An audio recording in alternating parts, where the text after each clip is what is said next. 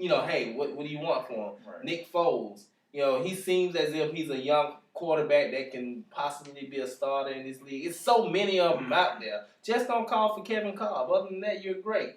But,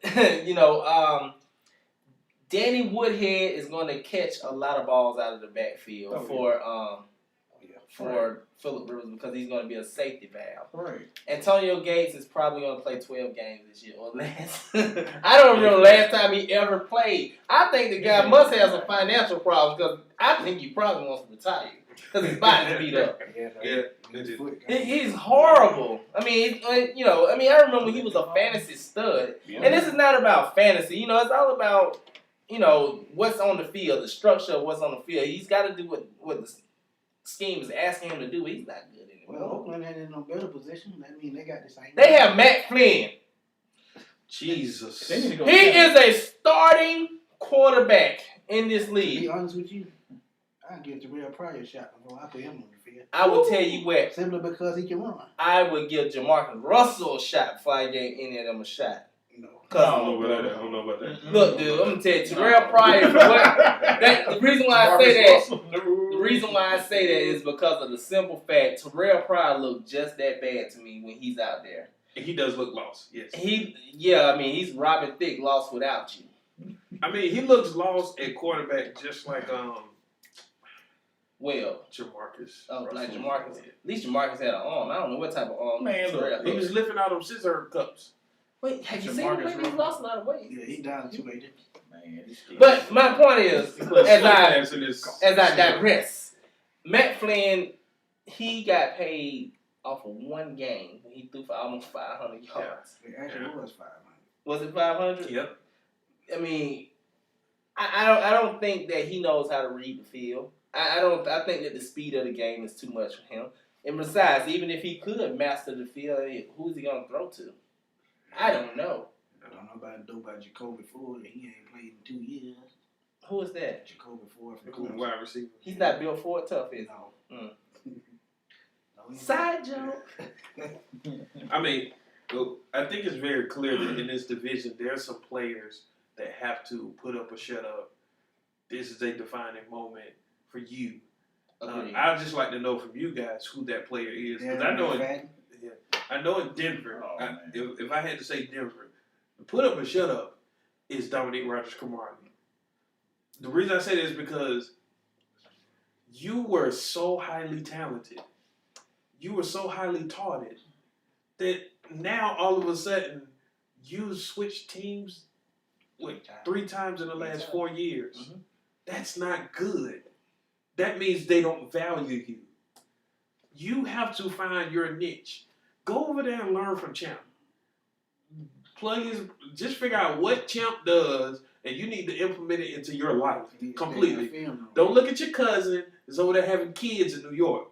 You need to look at Champ, become his little brother, and you can eventually take over this team because you have the talent. But right now, man, nobody values him. Nobody. If I was looking at Denver, I know you guys are going to say, what? I actually have to say it's Peyton Manning. I think it's time to put up or shut up. And the reason why I say that is because Peyton Manning is the greatest regular season quarterback to ever play this game. There's no doubt in that. You sound like Skip Bayless. I may sound like him, but it's the God honest truth. When he gets to the playoffs, and I love, Peyton is my favorite quarterback in the league. As a fan, I am a big fan of Peyton, but Peyton has broke my heart on several occasions. Yeah. And this is the most complete team I've ever seen Peyton have, because he's always had hot garbage on defense with 2 pass rushers and a what do you want to call it, a human bowling ball and Sanders on defense. He's always had 3 guys on defense and a plethora of talent on offense. This is the most complete team he's had. Now, Vaughn popped the molly. He's sweating for 6 games. Woo!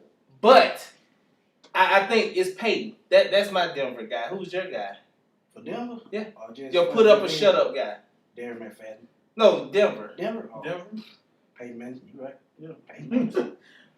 Yeah, he got a complete team. Yeah, he's back his 2nd year from neck injury. If he got can, no excuses no more. If he can win without a defense, this shouldn't be a problem. So Now, who's your guy? It got to be Payne. You said pull up and shut up, so it got to be him. He has no choice. You know, he can score 35 points easily. If you want to be real, it's wide. I mean, it's not even wide open in the AFC, in my opinion. I think it's Denver, and that's what it is. I agree. Denver's going to be the division winner by default. I think that's what it is. Okay, so Kansas City Chiefs, who'd you put up a shut up guy? Oh, If you're asking me, my put up a shut up guy actually would be.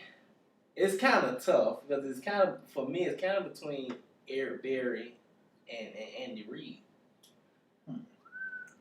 And the reason why, if I may afford you the opportunity to listen to my voice, the reason why I picked those two is because I look at Andy Reid's career as a head coach. He's been a very good head coach, without a shadow of a doubt. He's never won a Super Bowl ring. He's been to the NFC Championship 4 times. He's pretty much, he put a lot of faith into Donovan a little bit too long. He did a lot of things that he shouldn't have done, and this is his chance. This is like a clean slate. So you get this new beginning. What are you going to do with it? And as far as Eric Berry, as these guys said earlier, I still think he's a big-time playmaker, but he has to make some plays, or it would still just be talent, like you said. Who's your Kansas City guy? It got to be Alex Smith. bingo. It got to be. You had a lot of years where you was garbage. Ain't no other way of putting it. Hot. Steaming. Harbaugh, he came in. Dumpster. He cleaned you up, man. Flat out, he cleaned them up. Yeah. And I'm sure you kept all that knowledge you learned from him. You bring it to Kansas City. Plus, you got Andy Reid. This is a moment. Either you can live for it, or you're gonna be garbage. And it's not gonna be that regular. Oh well, he lost it. This. No, you gonna get dogged. You got to do it. You have no choice. I pray for you. I like you, but you gonna have to do something. Now, I do want to say one other thing. One of the things about Alex Smith that frustrated me earlier is how people made excuses for him. Well, he had 3 coordinators in 3 years and 4 coordinators in 4 years. If you know how to play the game of football, you know how to play. There are plenty of players that go through this. You know how to adapt. It's pretty much all the same. If all you doing is learning the verbiage, they all run the same plays. If if it's West Coast John Gruden, you may run it from the right. If it's Andy Reid's West Coast, you run it from the left. I don't know. That's just how it is. It's all the same. Pretty much every team in the NFL runs some kind of West Coast offense. It's a variation of what their coach has implemented. There are very few pro-style teams, and now everyone is getting into this read option as a substitute to the West Coast because it's something new. So I hated that excuse for Alex Smith for years.